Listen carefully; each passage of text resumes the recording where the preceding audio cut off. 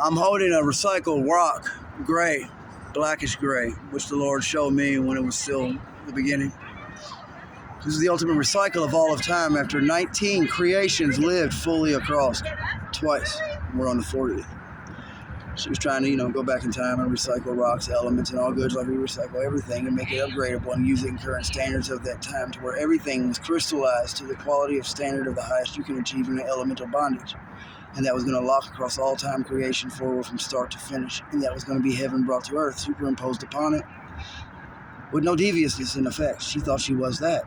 She was nothing but the remembrance of the leftover information that we had left in creation from creating across past, present, and future until the current came standard, and we was the fourth.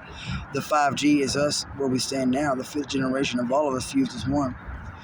I made a deal with the last ruler of Zion about an hour ago, holding that rock.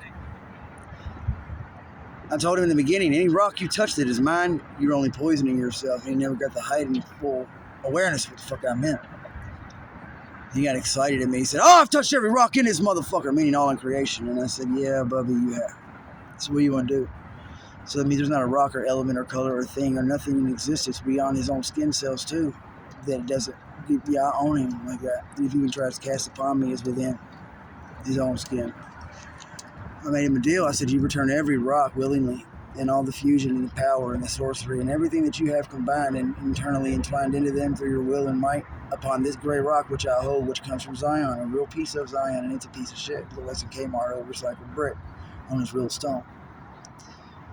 You do that, I'll let you be free and I'll spare you. Because there's people up there ready to get hairier. Like the game space Harrier, but I mean serious, because Harriers in the past were real too, and that's what you call an assassin when you hire them in the West. So he did that. And I told him also, if you do that, I'll return to the source that gave it to me, which is the original source of all life, who I've yet to ever see if I ever have. But you have to return it through me and acknowledge me and give it to me first. And he did, and I threw it here into the Ohio River. Now water. Every bit of water on this planet from the first drop that's ever fucking came into creation itself in space before the earth even formed the second time. Right down to every bit of water you've ever consumed, down to every water dinosaurs ever had, every drop of rain. It's here. It's always here. You can boil it away, it'll evaporate, it'll fall back down into a heavy, dense cloud of, guess what, water. It's the dew on the flowers that we never endingly recycle. You will never destroy water. It cannot be gone. Gold can. That is the one that you always said. Yeah, you are sad. Is the one that you always said cannot be destroyed. It can. It can transmute and become other things, and those things can be destroyed, and then gold deteriorates and becomes a half-life commodity to where it's halfway, then gone. And then you destroy it with what? Water, which has the highest acidity within this citadel we sit.